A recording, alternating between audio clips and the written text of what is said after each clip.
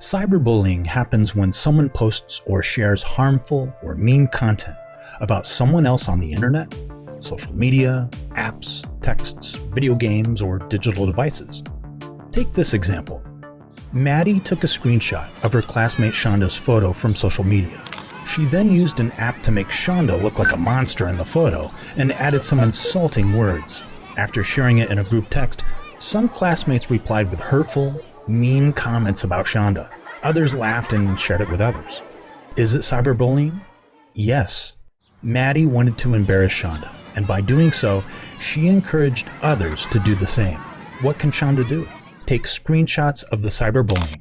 It's painful, but Shonda needs to document what happened in case it happens again. Shonda can also block the group texts.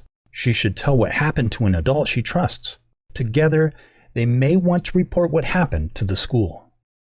How about this? Assalamualaikum and good morning everyone. Thank you for coming here today. You guys are amazing.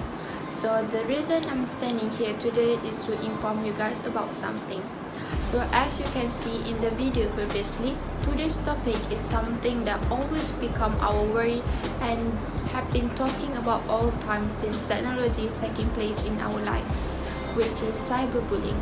Do you guys have been cyberbullied, or did someone you know have been the victim, or you guys know the bully itself?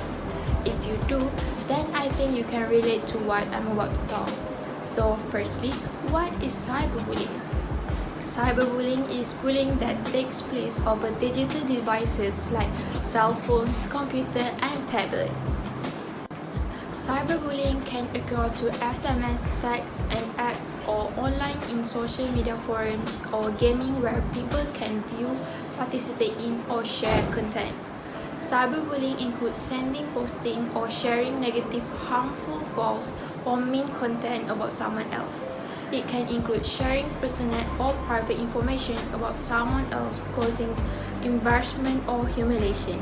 Some cyberbullying across the line into unlawful or criminal behavior. The most common places where cyberbullying occurs are social media such as Facebook, Instagram, Snapchat, and TikTok. The young victim of cyberbullying, as well as their family, as the bully and bystanders, are all negatively impacted by these very severe problems. However, it stands to reason that this victim of cyberbullying may suffer from a multitude of emotional problems that have a negative impact on their social and academic functioning as well as their general mental health. You may not have personally faced cyberbullying as parents today. It would be difficult to understand how some letters on a computer screen might cause such agony. After all, it seems like bullying has always been a problem in schools and on playgrounds. When you were in school, perhaps you witnessed or were the victim of bullying. Perhaps you believe that bullying is a natural component of school life. You must be wondering, how can cyberbullying be worse than real-world bullying? Considering that victims of real-world bullying have a harder time escaping their tormentors than victims of cyberbullying, you might also believe that real-world bullying is significantly worse than cyberbullying. However, a victim of cyberbullying only needs to turn off the computer or block the bully on a social media platform. Unfortunately, it's not that simple.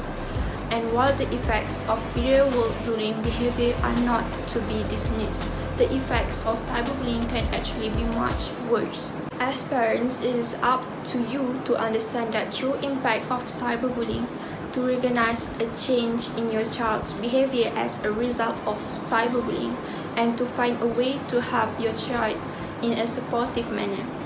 The National Institutes of Health evaluate a study that shows bullying is very common among teenagers.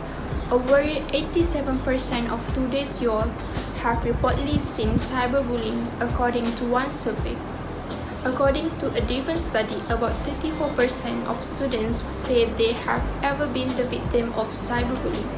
The chance of developing mental health issues in the future, such as depression, anxiety, and suicidality, is higher for people who experience bullying as youngsters. As an example, depression. Cyberbullying, like all forms of bullying, has been shown to be destructive to the victim's mental health. According to scientists, American traditional bullying during the teenage years may double the risk of depression in adulthood, and its effects can be as harmful or worse than child abuse. The study's authors also found that there is a consistent link between cyberbullying and increased likelihood of depression. As for anxiety, in a Duke University study, researchers discovered that bullied individuals were more likely to suffer from anxiety and panic disorders. These studies conclude that bullying experiences have long-lasting effects on mental health outcomes. Cyberbullying can have negative, long-lasting effects on a victim's mental health, according to the researchers. Cyberbullying can have a serious negative effect on a victim's social life, mental health, and academic achievement. When it is acknowledged that cyberbullying is one form of bullying the victim cannot escape, the effects it can have on mental health are little to no surprise. If you or a loved one has experienced trauma in their life, or they are feeling hopeless, depressed, anxious, or incapable of overcoming their trial on their own, don't wait and please get in contact with us.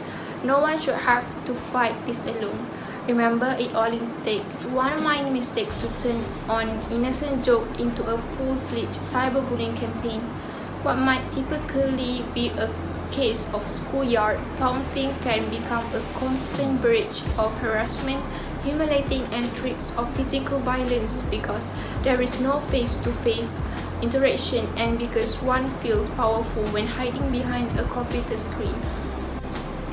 Suicide can result from the impact, which can cause long-lasting emotional suffering.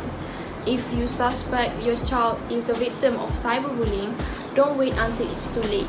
Don't be afraid to broach the subject with your child for fear that they will repel your attempt to help.